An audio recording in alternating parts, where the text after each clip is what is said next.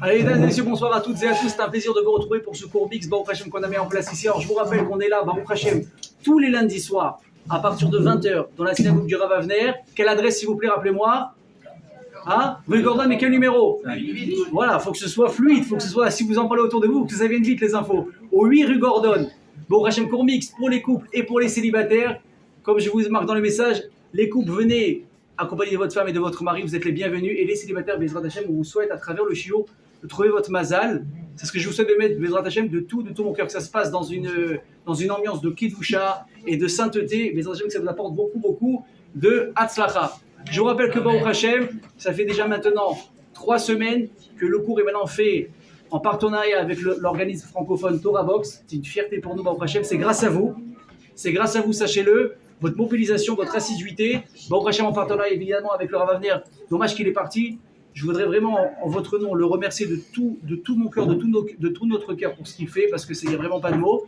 Et également, remercier évidemment chacun d'entre vous qui s'est déplacé, et remercier, je ne l'ai pas fait les fois d'avant et je regrette. J'ai ici 2 personnes qui sont présentes dans le CAL.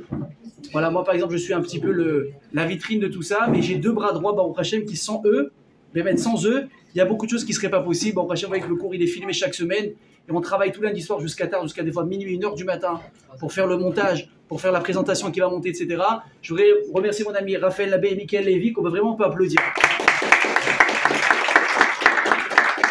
Alors voilà, Kavod, c'est pas que lundi soir et même des fois dans la semaine, s'il y a encore des retouches à faire et des trucs et des choses à mettre en place, vraiment, ils le font bénévolement et ils le font de tout leur cœur. Parce que je leur vois beaucoup de Sarah dans ce qu'ils font. Amen. Et si je veux, je voudrais également rajouter une petite couche sur notre ami Raphaël, où ce soir, c'est lui qui a subventionné l'apéritif qui va accompagner Bezrat Hashem, les pizzas offertes par la synagogue. Donc je vous rajoute beaucoup de bracha dans tout ce qu'il fait. Il nous annonce des bonnes nouvelles. Et c'est aussi l'occasion de vous inviter à vous, si quelqu'un est intéressé, Bezrat Hashem, un jour, offrir la Seouda, offrir l'apéritif, les Nishmat, la mémoire de quelqu'un, la guérison, la tzlacha, le mariage de quelqu'un, vous pouvez vous adresser à moi, on s'organise et ce sera fait, Bezrat Hashem, avec grand plaisir. Allez, on rentre dans le vif du sujet. Je vous envoie dans le message le thème ce soir, Bezrat Hashem. On va parler, si Dieu veut, ce cours-là, il va se passer en 2 fois. Bezrat Hashem ce soir et la semaine prochaine. Évidemment, on arrive maintenant à un jour qu'on commence à sentir à travers le décompte du Homer, à travers, je pense, les familles commencent à organiser où tu es pour la fête, est-ce qu'on va faire les courses, on arrive à Grand-Papa au Hachem, on s'approche de Shavuot, donc si tu veux on fera le cours en 2 fois, ce soir et lundi soir prochain, on va faire en 2 parties, donc évidemment la préparation à Shavuot, et on va également parler ce soir d'une chose qui est assez intéressante, c'est le symbole du chiffre 3. On sait qu'il y a des chiffres qui sont un petit peu spéciaux dans la Torah, le 7 ça représente un petit peu l'excellence, c'est le Shabbat, le 8 c'est le surnaturel, c'est ce qui est au-dessus de la semaine, le 10 c'est le nom d'Hachem, etc. Il y a plein de symboles à travers les chiffres, et il y a aussi le chiffre 3 qui est très intéressant, et ce soir, Bezrat Hashem, on va essayer de découvrir à travers le cours, une petite partie pour ça.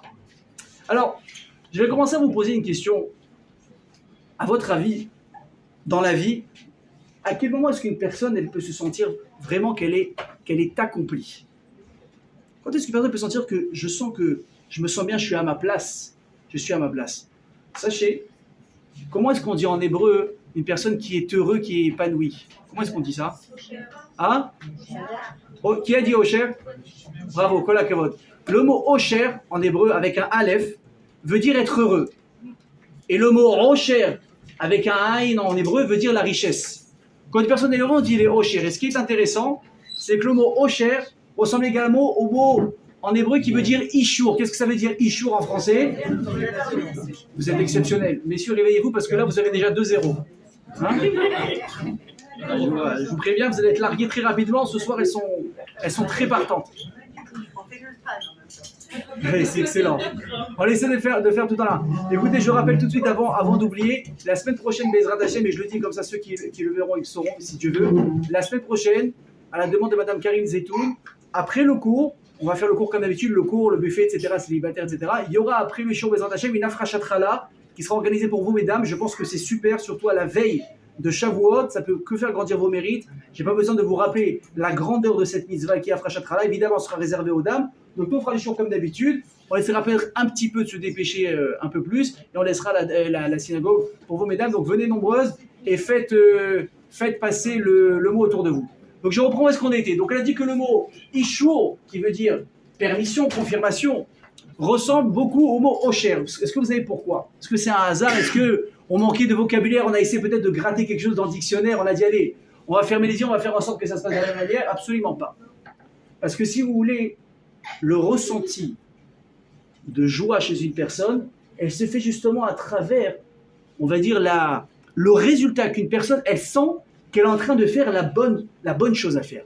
Ou bien qu'elle se trouve des fois au bon endroit dans sa vie. Une personne, elle a besoin pour être heureuse dans sa vie, de confirmation que ce qu'elle fait, c'est bien.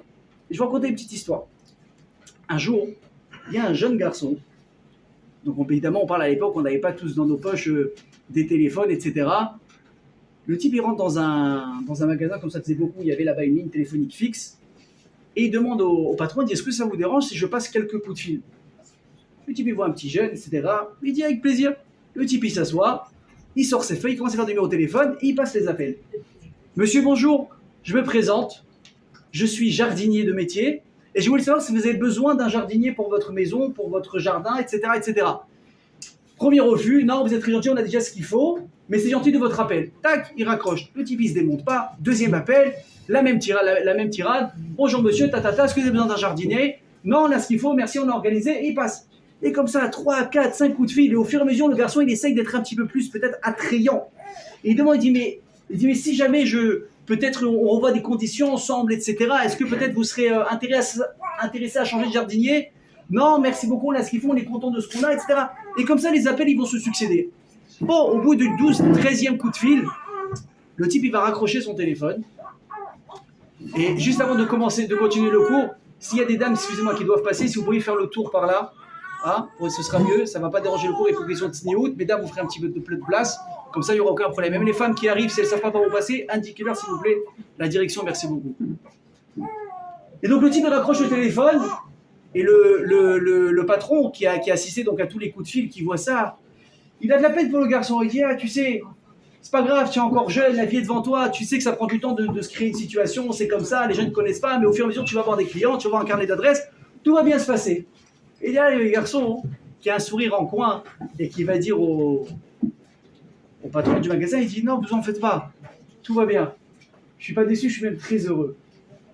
Il dit, mais tu viens d'essuyer 12 refus d'affilée. Vous n'avez pas compris. Le jardinier dont il parle, qui sont contents, c'est moi. Mais je ne sais pas pourquoi, à chaque fois que je vais travailler, ils sont avares en compliments. Jamais ils me disent bravo, ah c'est super, comment on ferait sans toi? Vous savez, je ouvre une petite parenthèse. Vous avez le droit, on a le droit, je dis on parce que bon, je suis donneur de leçons, mais moi aussi ça me concerne. On a le droit de faire des compliments aux gens avec qui on vit, qui travaillent pour nous ou avec nous. On a le droit de faire des compliments. Ça ne va pas nous tuer, on ne va pas s'étouffer avec ça. Au contraire, je vous garantis que si vous montrez à quelqu'un que vous êtes content de son travail, que vous êtes satisfait de ce qu'il fait, il ne va pas forcément prendre la grosse tête. Il va être content, il va se sentir valorisé. Il va se sentir, il dit, ah, quand je viens ici, on me donne de la valeur, on apprécie mon travail, on apprécie qui je suis, on apprécie mes valeurs. Et ça va lui donner encore plus envie de revenir. Le type, il dit, mais moi, la vérité, dans mon travail, je ne reçois pas beaucoup de compliments. Et donc, je ne sais pas vraiment s'ils sont contents de moi. Et à un moment donné, j'arrive le matin et je n'ai pas vraiment envie de travailler. Donc, de temps en temps, je prends mon téléphone et je vérifie si les gens ils sont contents. Et d'entendre des compliments, non, il est très bien, on n'est pas intéressé, non, même à meilleur tarif, on ne veut pas, et bien ça me donne du courage et j'ai envie de travailler. C'est ça le Osher. Ça, c'est la joie d'une personne, de se sentir qu'il est à la bonne place, au bon emplacement et qu'il fait ce qu'on attend de lui. Mes amis, on arrive, Bezrat Hashem, dans quelques jours, à Shavuot, et on va fêter ici un anniversaire un petit peu extraordinaire. Vous savez que jusqu'au moment où on assistait à Matan Torah, le terme Am Israël, le peuple juif, n'existait pas. On s'appelait avant les Ivrim, les Hébreux, les enfants d'Abraham, Yitzhak et Yaakov, évidemment qu'on va garder ce titre peut-être après. Mais quand on était en Égypte, on s'appelait les Hébreux. On ne s'appelait pas le Am Israël, les Juifs. À partir de quel moment on a pris cette nouvelle identité? Au moment de Matan Torah. On a été nommé Am Hanifra, le peuple qui a été élu, on a appelé le Am Hayodi, le peuple des Juifs. Quelqu'un peut me dire, ça fait combien d'années qu'on a ce titre? Exactement. 3300. 3900 ans.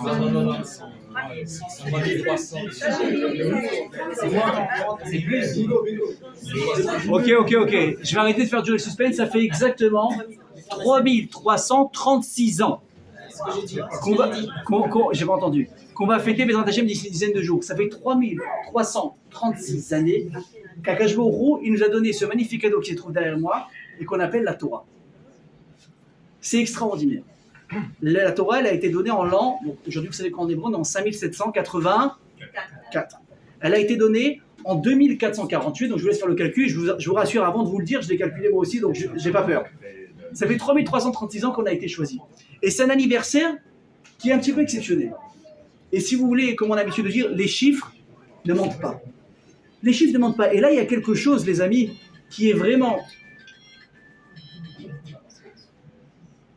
Et si vous voulez, ici, il y a quelque chose qui ne ment pas. C'est que quand on a beau de regarder l'histoire nous prouve qu'à travers les générations, à travers les années qui passent, ben on voit que les plus grands peuples, les plus grandes civilisations, les hommes qui ont peut-être été les plus adorés dans l'histoire, et ben qu'on le veuille ou non, ils ont tous disparu au fur et à mesure.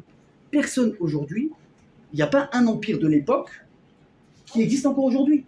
Les Babyloniens, les Grecs, les Romains, les Égyptiens, c'était des puissances incroyables. On n'aurait jamais pu imaginer que, vu leur ampleur, qu'ils auraient pu un jour s'éteindre. Et pourtant, l'histoire, elle nous prouve qu'aujourd'hui, dites un jour des Romains, on ne sait pas qui c'est. Les Grecs, quelqu'un qui aujourd'hui parle grec, c'est une langue morte. Ça n'existe plus. Pourquoi ? Parce que c'est un petit peu la nature que, entre guillemets, l'ancien vient se faire un petit peu balayer par le nouveau. Et on a en plus encore moins vu qu'un peuple peut être meurtri, chassé de son pays d'origine, et un jour renaître. Ça n'existe pas. Ce qu'on a l'habitude de voir, c'est quoi ? C'est que si un jour une civilisation se fait chasser ou bien est un petit peu, on va dire, pris d'assaut par des nouveaux arrivants, c'est eux qui vont changer d'identité et qui vont prendre l'identité des nouveaux arrivants. Ça, c'est l'évidence. Et l'histoire le prouve. Et pourtant, il y a un petit élément exceptionnel qui vient prouver le contraire. Que c'est le faible qui survit.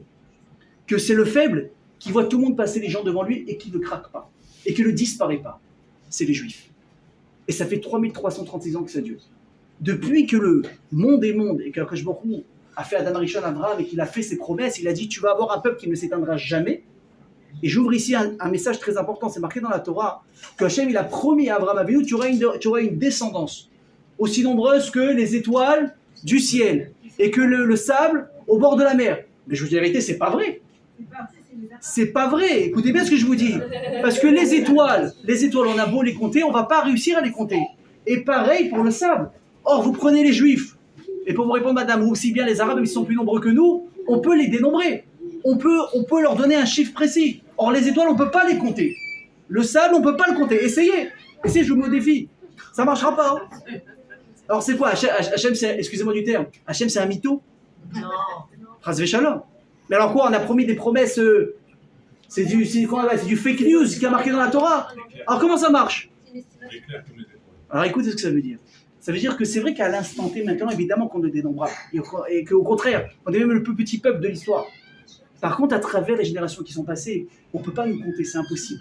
Essayez de compter en 3336 ans combien de Juifs ont vécu et jusqu'à aujourd'hui qu'on ait des enfants et des descendants de ces gens-là. On ne peut pas nous compter, c'est pas possible. C'est ça la promesse d'Akadosh Baruch Hu Abraham. Tu vois, des gens qui sera comme les étoiles du ciel. Ou quand tu voudras essayer de dire, attends, c'est pas possible, depuis combien de temps ils existent ? Ok, plus de 3000 ans, mais combien ils sont ? Combien ils ont été ? Impossible de savoir. Et on est les seuls qui existons jusqu'à aujourd'hui. C'est clair ? Très bien. Je vais vous rapporter les paroles d'un écrivain américain qui a écrit un texte, écoutez ce que je dis, en 1899, qui s'appelle Mark Twain. C'est un écrivain américain, pour ceux qui le connaissent. Écoutez bien ce qu'il a écrit sur les Juifs, parce que c'est. Je pense pas qu'il était juif, n'est-ce pas ?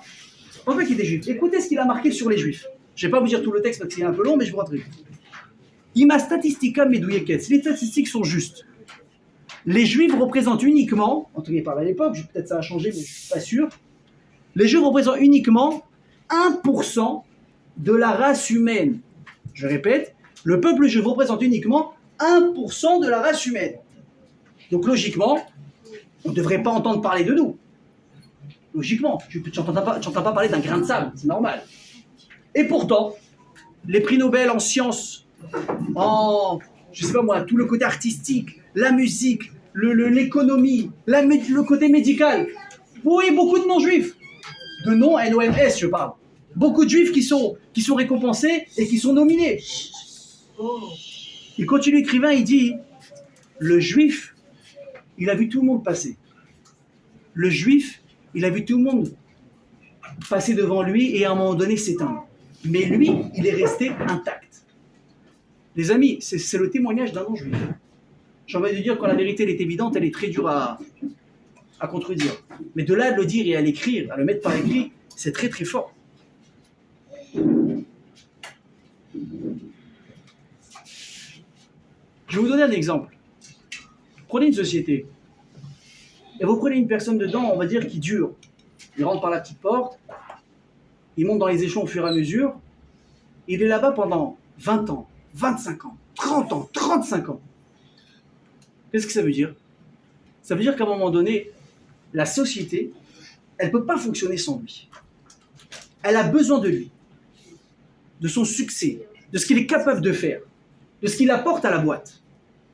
Alors je vais prendre ça maintenant à une échelle un peu plus supérieure. Si le monde, nous on en fait partie depuis plus de 3000 ans, ça veut dire aussi que quoi? Eh bien j'ai une bonne nouvelle pour vous, le monde ne peut pas se passer sans nous. Le monde ne peut plus se passer aujourd'hui pour exister des juifs. Alors je suis désolé, ça va peut-être pas faire plaisir à beaucoup de monde sur YouTube. On va dire qu'on a la grosse tête, on va dire qu'on croit que le monde nous est dû. Mais comme je l'ai dit la semaine dernière et je le répète, je ne dis pas ça pour qu'on ait justement la grosse tête. Il faut comprendre que plus le monde il a besoin de nous, plus on est au milieu, au centre de la scène, et plus la responsabilité qui repose sur nos épaules est grande. On se doit de montrer l'exemple. On se doit d'être irréprochable. C'est ça que je veux appuyer ici. Si le monde a besoin de nous, le monde il doit fonctionner normalement. Il y a une morale à respecter. Si Akadosh Baruch Hu dit ça fait 3336 ans que j'ai besoin de toi, ça veut dire qu'on a un rôle à remplir ici qui est énorme, qui est important, et on se doit de le remplir. Alors, les amis, je pense que ça, c'est quelque chose qui va être important de garder à l'esprit. Quand on s'approche de Matan Torah, d'être capable de ressentir une fierté, une confiance en soi extraordinaire, que oui, comme il dit Israël, Bishvili Nivra Olam. C'est pour moi que le monde a été créé. On en parlera si Dieu veut la semaine prochaine dans la deuxième partie de Shavuot. Donc je pourrais dire c'est très simple les amis. Imlo beriti yomam valayla. Chukot shamayim baaretz lo samedi. Si ma Torah n'est pas étudiée jour et nuit, il n'y a aucune raison qui fait que le monde devrait continuer d'exister. Vous entendez ce que je vous dis? Tout le monde, d'ailleurs c'est marqué dans la Gemara, que quand je a donné la Torah, le monde a tremblé à ce moment-là. Pourquoi? Je me dis les amis, là on est arrivé à vraiment un croisement de chemin au bout de 2000 ans. Si les Bnei Israël reçoivent la Torah et disent Naaseh Venishma, tout va bien, tout le monde rentre chez soi, tout le monde est content. Si Chas Veshalom, les Bnei Israël refusent la Torah, je détruis le monde. Parce que le but de la création du monde, tout ce que vous voyez ici dans le monde, c'est quoi? C'est à nouveau ça. C'est le Sefer Torah. C'est la Torah qu'on étudie, vous avez une bibliothèque pleine. C'est uniquement ça. Et qui a été choisi pour ça? Nous. Quand on sait ça, c'est important. De pouvoir marcher droit, de ressentir ici une responsabilité et une qualité particulière. On va essayer d'expliquer Bezrat Hashem ça tout de suite. Vous savez qu'on va lire Bezrat Hashem ce Shabbat, Parashat Bamidbar. Vous savez que dans l'année, Chazal, ils ont entre guillemets, nous ont obligés de lire certaines parachiotes avant des événements particuliers. Avant Shavuot, on doit lire la parasha absolument de Bamidbar, on va expliquer pourquoi. Avant Pessah, on lit en général Parashat Tzav. Et après Tisha B'Av aussi, il y a des parachiotes. Comment est-ce qu'on appelle le Sefer Bamidbar? Ça veut dire quoi Bamidbar en français? Dans le désert. Parce qu'on sait, ça parle des 40 années que les Israéliens vont passer, avec des péripéties, avec des épisodes, etc. Plein de choses. Mais qu'est-ce qui figure essentiellement dans Bamidbar, dans cette paracha en question? C'est le fait de compter les Bnei Israël. Hachem, il dit, je dois compter les Bnei Israël pour savoir combien ils sont. Alors, je vous rappelle un petit peu l'histoire. On sort de Mitzraïm, 3 mois après, on reçoit la Torah. 1 an après qu'on ait fait les Mishkan, arrive Parashat Bamidbar, je lui dis, je vais vous compter. D'ailleurs, nous, on appelle ça Bamidbar, mais la Gemara va appeler ça Sefer HaPikudim, le livre des nombres. Et pourquoi est-ce qu'on l'appelle comme ça? Parce que c'est dans le livre dans lequel Hachem il nous compte. Rabotai, j'ai un problème avec ça.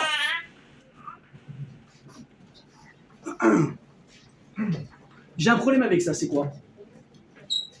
C'est que vous savez que dans la Torah, on n'aime pas compter les choses pour rien. On n'aime pas compter pour rien. Et quand je regarde Parashat Bamidbar, on fait un décompte, c'est un décompte qui est quelque part complètement, qui sert à rien. On a été compté quelques mois avant dans la Torah, on sait exactement combien on est, et le chiffre, vous faites la comparaison, n'a pas changé. Pourquoi est-ce qu'Hachem nous demande de nous recompter? Ça sert à rien. Et là, je vais vous apprendre un chidouche, mesdames et messieurs. Vous avez tous entendu parler de la notion de Aïnara, n'est-ce pas? Alors, c'est une question rhétorique, parce que si chacun donne son avis, on va y passer un petit moment. Vous savez comment ça marche, l'Aïnara? Qu'est-ce qui se passe? On dit, ah, il m'a mis l'œil, celui-là, le aïe, le truc, le machin. Ouais. Qu'est-ce qui se passe? Écoutez bien ce que je vous dis. C'est quoi du Aïnara à quelqu'un? C'est pas que je te regarde et que j'ai un pouvoir dans mes yeux qui te met à partir de maintenant, c'est la poisse. Non, on n'est pas superstitieux. Tu as vu un chat noir, le gars il dort pas de la nuit. C'est des bêtises ça. Ce qui se passe, c'est que quand une personne elle a un succès un peu fulgurant, ou bien d'un coup il réussit et il va montrer à tout le monde qu'il a réussi, ça va attirer le regard des gens sur lui. Et qu'est-ce qui se passe? Les gens vont parler. Waouh! Hey, tu as vu Jojo là? Tu as vu la voiture qui s'est payée? Dernier modèle, elle est magnifique, elle est coupée comme ça. Attends, mais tu rigoles, tu n'as pas vu sa femme? Elle a une bague, elle se bat comme ça, elle montre à tout le monde. Elle dit bonjour comme ça à tout le monde. Et là, il commence à parler, Qu'est-ce qui se passe quand on parle sur une personne? Ça parle. Et entre guillemets, les paroles, elles montent en haut. Attends, qu'est-ce qui se passe? Pourquoi tout le monde parle de Jojo et sa femme? Mais qu'est-ce qui se passe? J'espère qu'il n'y a personne dans la salle qui s'appelle Jojo, hein? En tout cas, si c'est le cas, je vous souhaite beaucoup de bracha, à nous tous, si Dieu veut. Il dit, mais qu'est-ce qui se passe? Là-bas, on entend, on dit, mais attends, on parle beaucoup de ces gens-là. Ah, ils ont reçu de la bracha, mais quelque part, on est en train de dire, mais attends, peut-être que c'est l'occasion maintenant de revérifier, est-ce qu'ils méritent cette bracha qu'ils ont reçue vraiment?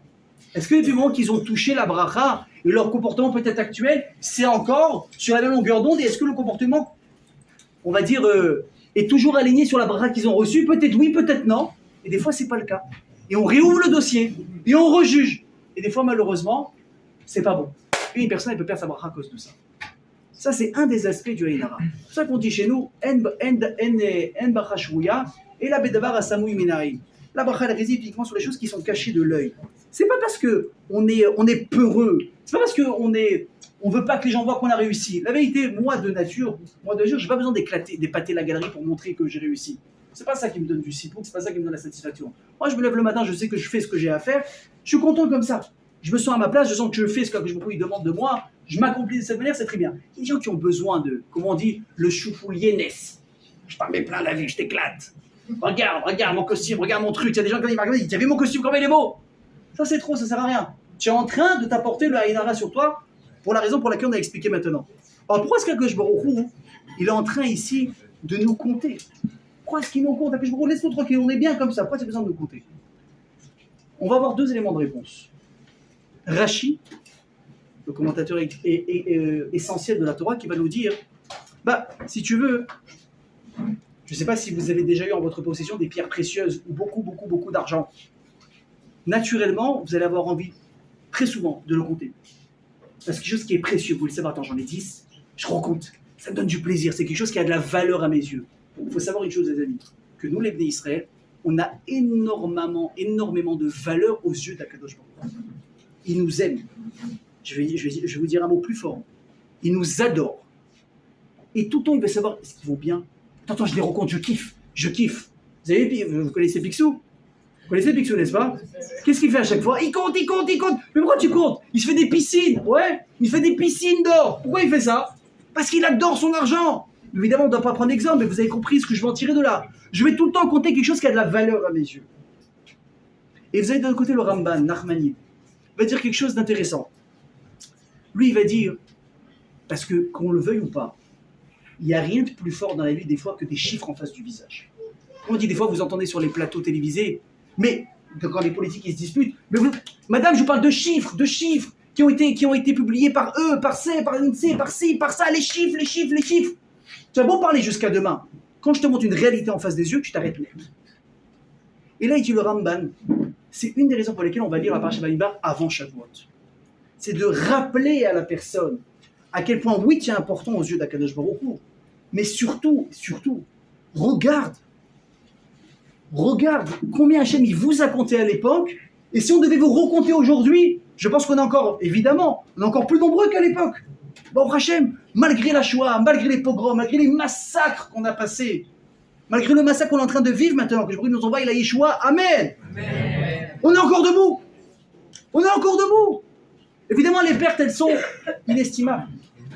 Une Neshama, Am Israël qui est perdue, elle n'a pas de tarif. Il n'y a rien qui peut rattraper ça. Mais notre but à nous, c'est de dire, mais lui, il n'est pas mort pour rien. Lui, il n'a pas donné sa vie au front pour rien. Il a donné pour moi. Comme on l'a dit tout à l'heure, moi, j'ai une responsabilité. Je dois remplir son rôle. Et si maintenant, il n'est pas là, alors quelque part, il a laissé une place vacante, il y a des mitzvot qui ne peuvent plus être faites maintenant. Il y a ici une place qui demande à être remplie par des midot, par des bonnes actions, par des mitzvot. On ne peut pas nous... Écoutez bien ce que je vous dis. On n'a pas tous le courage d'aller au front. Il faut être très honnête. Il y en a qui n'ont pas, même s'ils veulent, ils n'ont plus l'âge. Qu'on le veuille ou pas, on ne peut pas tous y aller. Mais on a une responsabilité. Tous autant que nous sommes. À travers ce que nous, on peut faire et accomplir de là où on est pour aider ces héros. Et pour aider le Ham Israël. Et donc, quelque part, Hachem est en train de dire, oui, il faut se rappeler le nombre qu'on est aujourd'hui. La fierté qu'Hachem il a à travers nous. Et qu'on est encore debout aujourd'hui, malgré tout, on a encore un nombre aujourd'hui où on peut dire, ça c'est les Juifs. Ça c'est un des aspects, les amis. Pourquoi est-ce qu'on va dire ça? Et maintenant, je vous ai promis aussi tout à l'heure le côté un peu mystique du chiffre 3. Alors, la question déjà avec laquelle je vais commencer, c'est que, comme je vous l'ai dit tout à l'heure, la Torah, elle a été donnée au bout du 3e mois de la sortie d'Égypte, n'est-ce pas? Sivan, on est sorti en Nissan, Iyar, et ensuite arrive Sivan et on reçoit la Torah. Le Ohr HaChaim HaKadosh, Rabbi Chaim Ben Attar, il pose une question extraordinaire. Il dit, là, je suis perdu. Dans la Torah, on voit toujours la notion de quoi? De zrizout. C'est quoi zrizout? Empressement, rapidité. Comme on dit, zrizim akdimi la mitzvot. Ceux qui ont l'amour d'Hachem, ils s'empressent pour faire des mitzvot. Comment ça se fait que nous, quand on a été cueillis de Mitzrayim, on a quitté la Touma, pourquoi Hachem ne nous a pas donné tout de suite la Torah? Même on voit, écoutez bien ce que je vous dis, ça paraît banal, mais c'est un vrai exemple. Quand Abraham est venu, il a envoyé Eliezer, son esclave, choisir une femme pour son fils Yitzhak. Ok, il y a du chemin à faire, tu prends la route, arrive dans une semaine, tout va bien. Non, la Torah, qu'est-ce qu'elle dit? Il a eu ce qu'on appelle Kfitzat Aderer. Il a sauté le chemin s'est raccourci. La route qu'il devait faire en 3 jours, il l'a fait en 1 jour. Incroyable. Qu'est-ce qui s'est passé? J'ai dit, attends, t'as pas compris. Il va pas faire une mitzvah. Moi, je l'aide à aller vite. Zrizim akdimi la mitzvah. Moi, je pense que ça se passe vite. Alors, une mitzvah, tu raccourcis. La Torah entière en recevoir, tu laisses traîner pendant 3 mois. Et tu fais quoi? À quoi ça sert? Alors oui, il peut avoir le côté, évidemment, on n'était pas prêt. Il fallait passer par un processus de préparation, comme on l'a expliqué dans les cours d'avant. Mais évidemment, il y a quelque chose ici de plus profond qui se cache. Alors écoutez bien ça. La Gemara dans Shabbat, elle dit la chose suivante. Et regardez comment on va commencer à s'embriquer avec le chiffre 3. Darash Aougliel et Rafrazda. Barich Rachamana de Yahev Orient Litaï. Vous avez tous compris? La Torah, elle est représentée de 3 facettes. Torah, Nevi'im et Ketuvim. Et la Torah chez BLP, on peut dire aussi Midrash, Halacha et Agada. Regardez comment la Gemara continue. Un peuple, Léam Tlitaï. Un peuple qui est un peu aussi x3. Kohanim, Lévi'im, Israélites. Elle a été donnée par qui? Par le 3e. C'est qui le 3e? Moshe Rabbeinu, qui est le 3e enfant de ses parents. Myriam, Aaron et Moshe. Beyom Tlitaï, le 3e jour. Quel 3e jour? On sait que la Torah a été donnée le 6 Sivan. C'est quoi le 3e jour? C'est à la fin de ce qu'on appelle les Shlosha Yemei Akbala. Vous savez que Bezrat Hashem, pas ce Motzei Shabbat prochain, ce sera donc les 3 derniers jours. Non, pardon, ce Motzei Shabbat là, on va rentrer dans les 3 derniers jours qui vont précéder Shavuot. Et ça, c'est quoi? C'est ce qu'on appelle les Shlosha Yemei Akbala. Ce sont les 3 jours où on a dû se limiter. On avait une préparation particulière à faire pour recevoir la Torah. Donc la Torah, elle a été donnée au bout de ces 3e jours. Quand Bechodesh Litaï, le 3e mois. Donc il faut être un peu rkik. On va voir ici l'évidence du 3. Mais ce qu'on ne comprend pas, c'est, attends une seconde, le 3, ça ne va pas avec la Torah. On a combien de dieux, nous? On en a un. Enfin, j'espère qu'on a tous un. Moi, je crois un. On a le peuple juif. C'est quoi sa spécificité? C'est qu'il est unique. Amanifra, le peuple élu. Pourquoi est-ce que là, on va mettre ici ce qu'on appelle en anglais « fait l'ouest » le chiffre 3? C'est une vraie question et vous allez voir comment la réponse elle est exceptionnelle. Je vais vous dire, si je prends le chiffre 1 tout seul, ça me fait penser à une chose. Dictature. Il y a un avis, il y a une loi, il y a une conduite à suivre. Si je prends le chiffre 2 uniquement, ça fait quoi? Dispute. Marloquette. Je veux ça, je veux ça, je veux ça, je veux ça, je veux ça, je veux ça. Viens la Torah dit le chiffre 3, il va apporter une synergie entre les éléments. Il va avoir ici une paix qui va s'installer grâce au troisième. Alors, c'est quelque chose qui ne marche pas tout le temps, je vous rassure tout de suite. Dans un couple, on est deux. Je ne sais pas si on avait deux femmes, si ça se passerait mieux. Je ne sais pas. Je vous dis la vérité, regardez, écoutez bien moi bien, messieurs. Moi, regardez, je vais vous dire mon avis personnel. Déjà avec une, on a du mal. Et si on devait demander aux dames de nous noter, j'espère que vous n'avez pas on va dire des attentes trop hautes, parce que si on s'en sort avec la moyenne, c'est déjà pas mal. Hein? C'est déjà pas mal. C'est quoi le 3 qui amène le shalom? On dit tous les jours dans la Torah, il y a très souvent dans la Torah deux psukim qui se contredisent. Un il dit blanc, l'autre il dit noir. Dans les deux c'est la Torah. Comment je sais il est où le Hémet? Je dis le troisième passage qui vient, il vient dire il est où le Hémet. Alors je vais vous apprendre quelque chose de magnifique. Le Hémet c'est pas forcément blanc ou noir. C'est pas lui il a raison, mais lui il a tort. C'est comme on dit Zé Vézé, divrei Elokim Chaim. Les deux ils disent la vérité. Mais comment? Ils se contredisent. Je vais vous donner un exemple. Il y a marqué par rapport au don de la Torah, Vayered Hashem al Sinaï el Rosh Hahar, que Hashem il est descendu vers la montagne sur le mont Sinaï. Jusque là tu dis bon ok, Hashem est descendu. Deuxième passage qui dit quoi? Mina Shamaim Ishmeacha et Kolo. Depuis le ciel Hashem il a fait entendre sa voix. Attends, on a dit qu'il était en bas, maintenant tu me dis qu'il est en haut. C'est une vraie contradiction. Hashem il est descendu ou pas? Et là le troisième passage qui vient. Il dit la chose suivante. Kimina Shamaim dit Barti Machem. J'ai parlé du ciel. On a l'impression que c'est le ciel qui a raison. Et là, Gemara nous apprend quelque chose de très fort. Elle dit non, t'as pas compris. Mais la Med, ça vient t'enseigner. Shirkina Kajbaru Shmea Shamaim Ha'elyonim Alar Sinai Vediber Imahem. Qu'est-ce qu'il a fait Hachem?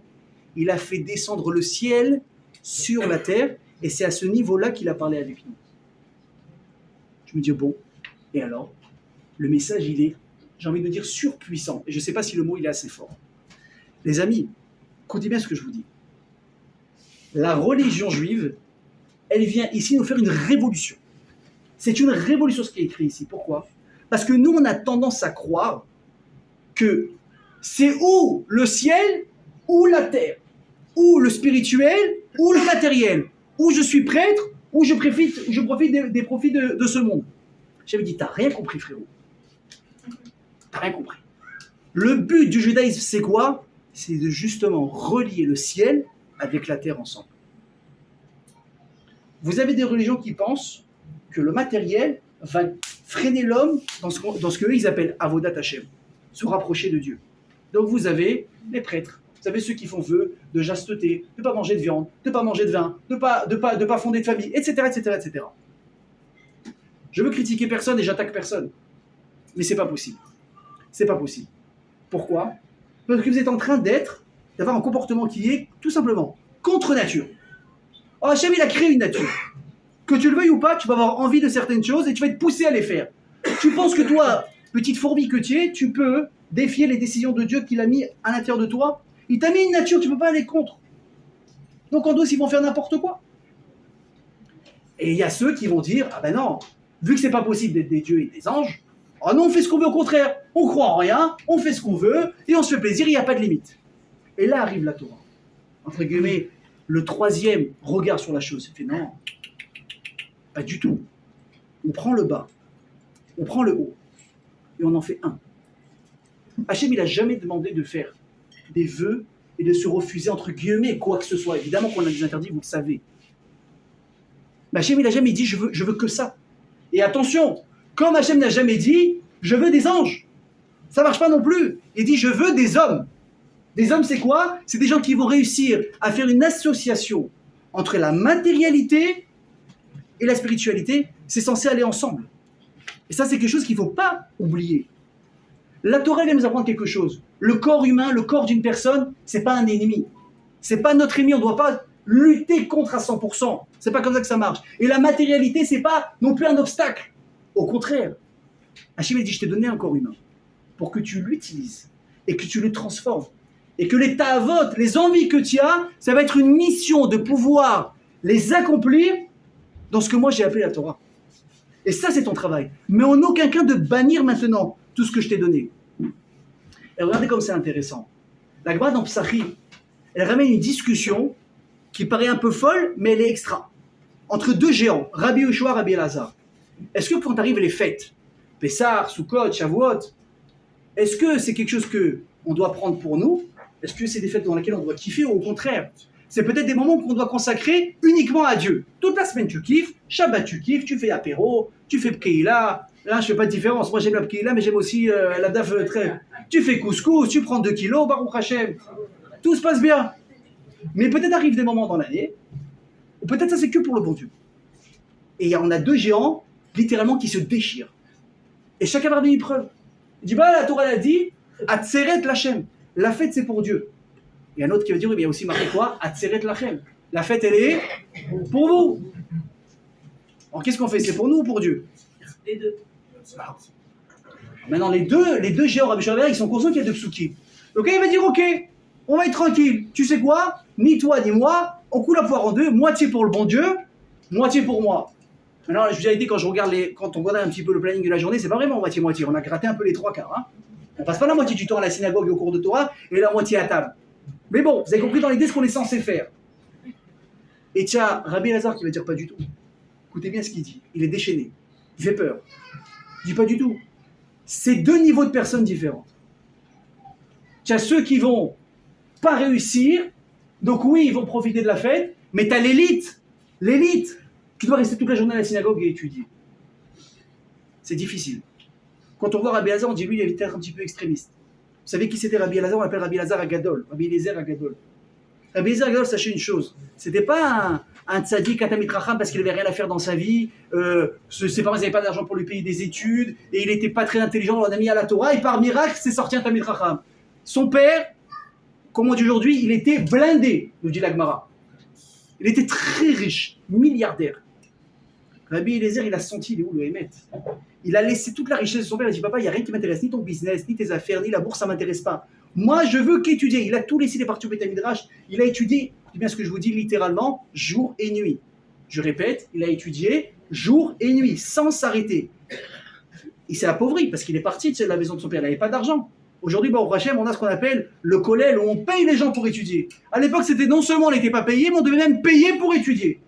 Il n'avait pas un sou.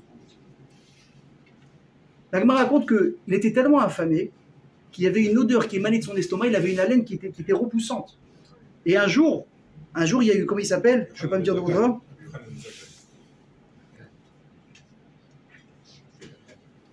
Rabbi... Bon, j'ai oublié, non, bravo. Rabbi Yochanan ben Zakkai, il a dit comme ça, écoutez bien la phrase, il dit Keshem, shenidav reach ra mipecha, kach itpashed reach haTorah shelcha bechol haolam. Il dit de la même manière où tu as une odeur nauséabonde qui sort de ta bouche parce que tu es affamé, par ce mérite-là, ta Messirut Nefesh, ta Torah va sortir dans le monde entier de la même manière. Rabbi Elazar, de quoi il se nourrissait, les amis? Vous savez de quoi? De caroube. Ça vous fait penser à quelqu'un, n'est-ce pas? Shimon Bar Yochai. D'ailleurs, pour la petite histoire, vous savez que c'était qui Rabbi Elazar? Un jour, ils n'étaient pas d'accord avec lui. Tout le Beth Midrash, donc je vous parle des grands de la génération. Personne n'était d'accord avec lui sur une question d'halakha. Tanour d'Afnéaï. C'est ça, c'est un four. Est-ce que Rabbi Kabel Touma, pas Kabel Touma? Je ne rentre pas dans les détails maintenant. Rabbi Elazar, il s'est levé, il a dit, je vous dis que c'est moi qui ai raison. La majorité, 99,9% se levé, ils ont dit, mais tu as tort. Il a dit, mais c'est moi qui ai raison. Puis ils ont dit, mais tonton, aujourd'hui on dira frérot, c'est bien gentil. Aval Yachid Verabim, Alachaki Rabim. La minorité, la majorité, qui on suit? La majorité.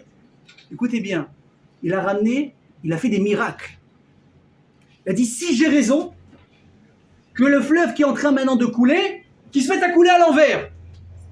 Toi, tu vois ça aujourd'hui, tu dis, bon, lui, il est très fatigué, donnez-lui l'aspirine, allez le coucher tout de suite. Sinon, ça va mal finir. Les amis, le ruisseau qui était en train de couler, il s'est mis à couler de l'autre côté. C'est pas terminé. Ils ont dit non, on ne reçoit pas de preuve de ça, c'est coïncidence ou je sais quoi. Elle dit, ah ouais, si j'ai raison, que l'arbre qui est là-bas, qui se déracine et qui vient ici. L'arbre, il s'est déraciné, il est parti de l'autre côté. Ils ont dit, on ne reçoit pas de preuves de ça. Après, il a dit, si j'ai raison, qu'il y a une bat-kol, une voix céleste qui vient dire, comme qu'il est la halakha. Il y a une bat-kol, une voix céleste qui va dire, Matem Rotsim, qu'est-ce que vous voulez de Rabbi Elazar? Bekol la Torah Kula, la halakha est comme Rabbi Eliezer Agadol. Une voix divine. Et là, les hommes, ils vont se lever, ils vont dire, là-haut, alors, on m'entend? Torah, lav bashamim. La Torah, elle n'est plus dans le ciel. Elle est en bas, c'est nous qui décidons. Et Bémet, ils n'ont pas donné raison. Et jusqu'à aujourd'hui, on dit Bekol la Torah Kula, halakha ki Rabbi Eliezer Chutz, Metaoud Achneaï, etc. dans certains endroits. Vous savez, l'arbre là qui s'est déraciné en question, c'était quoi cet arbre-là? C'était un caroubier. Rabbi Eliezer, il a dit, moi j'étais capable de donner ma vie pour la Torah. De quoi je me suis nourri? D'un caroubier. Qui est-ce qui peut prouver que j'ai raison et que je suis descendu jusqu'à la fin de la halachot? Le caroubier. Ça c'est Rabbi Eliezer le géant. Mais malgré toute cette différence, David, cette marloquette sur Yom Tov, les fêtes, pour nous ou pour Dieu, il y a un truc extraordinaire. C'est que tout le monde va être d'accord que cette discussion a lieu dans toutes les fêtes que vous voulez juives. Mais pas pour Shavuot. Shavuot, tout le monde est d'accord, moitié pour nous et uniquement la moitié pour le bon Dieu. Mais tu dis, attends, il y a un souci là. Tu dis, le jour où l'homme Israël est né, le jour où on reçoit notre mission pour l'éternité, la Torah, le jour où on va représenter la fête de l'étude de la Torah. Messieurs, je vous rappelle que nous avons un devoir, si Dieu veut, mardi soir, de veiller. Il va falloir veiller, parce que Dieu, on en parlera la semaine prochaine. C'est la nuit où les synagogues sont remplies, on vient étudier, on écoute des cours de Torah et on fait le tikkun et ci et ça. Le jour par excellence qui représente la Torah, tu me dis quoi? Aujourd'hui, tu fermes ton livre et tu vas manger le roast beef à la maison que ta femme elle a préparé. Bon, il y en a qui vont faire khalavi. Ouais, je rentre pas dans les détails maintenant, chacun fait ce qu'il veut chez lui du moment que vous ne m'invitez pas à la maison. Qu'est-ce qui se passe? Qu'est-ce qui se passe? Qu'est-ce qui se passe? Comment c'est que le jour le plus saint, on aurait pensé que c'est quand même Yom Kippour? Au contraire, Yom Kippour, qu'est-ce qu'on fait? On est des anges, on mange pas, on boit pas, on a 5 interdits ce jour-là, on fait que prier pendant 24 heures Shavuot, peut-être qu'on aurait pu penser que ça se passe de la même manière. Et la réponse extraordinaire, mes amis. Si on pense comme ça, c'est qu'on n'a rien compris. Qu'est-ce qu'on a dit tout à l'heure? On m'a dit, mais comprenez quelque chose. Que le but de la Torah, c'est pas de nous rendre des anges. C'est pas de laisser la Torah à la synagogue. Elle était déjà à l'époque d'Abraham, Israël et Yaakov, elle était dans les synagogues. Mais à partir de Matan Torah, la Torah elle est descendue du ciel pour nous être donnée à nous. Hachem dit, il faut que tu comprennes qu'à travers la Torah, j'attends une chose de toi. C'est que tu vives à travers la Torah. C'est que la Torah qui était mienne, je veux que tu en fasses tienne maintenant. C'est toi qui reprends le relais. Et vous savez qu'est-ce qui est le plus à Kadosh Baruch Hu? C'est pas pour rester à la synagogue et que vous étudiez la Torah. Ça oui, c'est bien. Mais Hachem veut que quand vous levez de la synagogue, vous prenez la Torah avec vous, vous la portez à la maison. Ça, c'est important. Hachem, qu'est-ce qu'il veut, les amis? Il ne veut pas uniquement des tzadikim, on a besoin des tzadikim. Mais Hachem, il veut qu'on puisse être mekadesh, qu'on puisse sanctifier notre routine. Notre routine. Notre bureau. Quand tu passes ton coup de fil, on en a parlé plusieurs fois, les garçons, ensemble à l'époque. Quand tu passes ton coup de fil, Hachem, il veut que tu le fasses beyosher, de manière droite, honnête, kadosh. C'est difficile, évidemment que c'est difficile, il y a le Tzerara qui est là. Mais tu en es capable. Tu roules pendant 2h30, tu es dans un embouteillage. Tu peux pas regarder dans les réseaux sociaux et WhatsApp parce que tu vas faire un accident. Qu'est-ce que tu peux faire pendant 1h30, 2h? Rentre sur YouTube. Oui, marquez Rav Ruben Attal, mais c'est pas obligatoire. Marquez cours de Torah en français, en hébreu, en anglais, en espagnol. Vous avez 1h30 de Torah. Quand vous êtes à la maison le matin pour prendre un petit déjeuner, avec simplement une tranche de pain, et faisons une bracha bechavana, Baruch ata Hashem Elokeinu melech haolam, hamotzi lechem min haaretz, qu'est-ce que tu as fait? Tu as fait rentrer la bracha d'Hashem dans ta maison. Je me dis, c'est ça que je veux. Rabbi Eliezer lui-même, Rabbi Eliezer Agadol, l'extrémiste qu'on a l'impression qu'il était. Lui-même, le jour de Shavuot, qu'est-ce qu'il faisait? Il prenait son livre, il le fermait, et il disait, maintenant on rentre à la maison, on va faire Seudat Yom Tov. Pourquoi? Il dit, parce qu'aujourd'hui, on doit prouver plus que jamais que la Torah, elle n'est pas en haut et l'être humain, il est en bas. Hachem, il n'est pas en haut et nous, on reste en bas. Pas du tout. Je peux faire descendre Hachem en bas et moi, je peux monter en haut. C'est pas que je prenne sa place. Pas du tout. C'est que moi, j'ai le pouvoir, à travers la Torah, d'accéder et de m'élever à travers la matérialité pour grandir dans la spiritualité. Hachem, il a créé une nature. Et Hachem, il n'attend pas qu'on la rejette. Au contraire, il dit, je veux que tu t'identifies, je veux que tu puisses faire une avec elle. Pour qu'à travers ça, tu prennes les forces pour pouvoir accéder. Prenez l'exemple, à moins qu'il y ait des gens qui soient un petit peu spéciaux. Essayez d'étudier. Essayez d'écouter un cours de Torah. Vous n'avez pas mangé, vous n'avez pas bu de la journée. Vous fonctionnez dans le meilleur des cas à 20% de vos capacités. Pourquoi? Parce que ton corps, il a besoin que tu lui donnes à manger. Ton corps, il a besoin de ça. Ça ne marche pas. Je me dis, moi, j'ai besoin que tu fasses ça. Mais moi, ce que je veux, c'est que tu réussisses justement ce tour, entre guillemets, de passe-passe. Être capable de sanctifier ce que je t'ai donné pour le rendre beau, pour le rendre kadosh. Et ça, les amis, c'est un des messages de Shavuot. On dit, pourquoi le chiffre 3? Il dit le Zohar, Kucha Berichu, Oraita, Ve Israël, Akadosh Baruch Hu, le bon Dieu, la Torah, que vous avez derrière vous et derrière moi, et le Ham Israël, ça ne fait pas 3, c'est 1. On doit vivre tous en synergie. Le Ham Israël ensemble, la Torah ensemble, Akadosh Baruch Hu ensemble. C'est pas contradictoire. Hachem, il est divin, oui. Moi, je suis humain, bien sûr. La Torah, elle est spirituelle, évidemment. Mais si Hachem, il a descendu du ciel à la terre, c'est que cette transformation, elle est faisable. Et Hachem lui-même, il l'a déjà fait. Il attend de nous en retour que de la même manière que lui, il a descendu du haut vers le bas, que d'autres guillemets maintenant, on va utiliser cette Torah, on va la remonter du bas vers le haut. Et Bezrat Hachem, c'est un des messages de Shavuot qui va arriver à grand pas la semaine prochaine. En Bezrat Hachem, qu'on soit capable d'intérioriser ce message. Et d'être capable qu'encore une fois, Hachem, il n'attend pas de nous qu'on soit des géants. Alvaï qu'on arrive, c'est pas mal. Mais déjà qu'on soit des bons juifs. Faites une bracha, essayez de vous concentrer. Vous allez à la synagogue, alors venez pour prier. C'est des choses classiques dont je vous parle. C'est classique. Tu vas allumer les nérodes de Shabbat, alors fais-le bien. Concentre-toi pendant, combien ça prend Hacher, vous connaissez mieux la bracha que moi. Hein? Combien de temps ça a pris? 5, 6, 7, allez, vous avez fait des cavalotes, 10 secondes. Est-ce qu'on est capable de se concentrer 10 secondes? Messieurs, nous, on peut faire une amida du début à la fin et attendre la chazara de l'amida sans regarder le téléphone? Ça, c'est vous qui le dites. Je pose la question aux hommes, je sais à qui je m'adresse à chaque fois. C'est pas si compliqué, on en est capable. Et on l'a déjà prouvé. Il raconte qu'on soit capable. Amen, Kenny Ratson, Chazak à toutes et à tous.